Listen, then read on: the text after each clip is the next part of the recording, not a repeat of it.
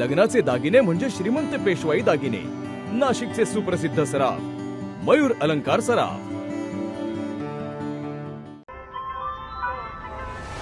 ताज्या बातम्यांसाठी नाशिक न्यूजच्या YouTube चॅनलला सबस्क्राईब करा आणि बेल आयकॉनला प्रेस करा.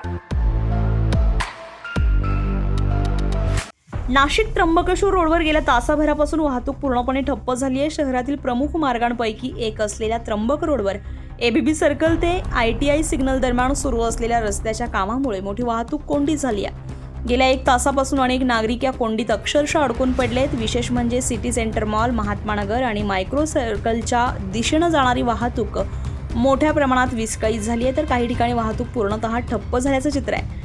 रस्त्याचं काम सुरू करण्यापूर्वी वाहतुकीचं नियोजन आणि पर्यायी मार्गाची कोणतीही ठोस व्यवस्था करण्यात आली नाही, असा आरोप नागरिकांकडून केला जातोय. प्रशासन आणि कंत्राटदार यांच्यातील समन्वयाचा अभावामुळेच ही परिस्थिती निर्माण झाल्याचा आरोपही नागरिकांनी केलाय.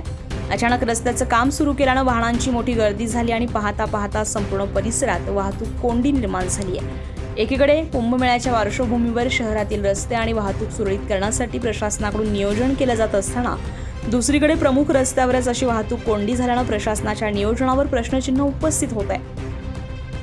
सध्या या कोंडीमुळे वाहन चालक आणि नागरिकांना मोठा मनस्ताप सहन करावा लागतोय. दरम्यान वाहतूक सुरळीत करण्यासाठी प्रशासनाकडून तातडीने उपाययोजना करण्याची मागणी नागरिकांकडून केली जाते. रस्त्याचं काम विकासासाठी पण नियोजनाच्या अभावामुळे नागरिकांचाच रस्ता अडला असेल तर या कामाच्या नियोजनावर प्रश्न उपस्थित होणं स्वाभाविक आहे. संजय परमार, नाशिक न्यूज, नाशिक. ताज्या बातम्यांसाठी नाशिक न्यूजच्या YouTube चॅनलला सबस्क्राईब करा आणि बेल आयकॉनला प्रेस करा.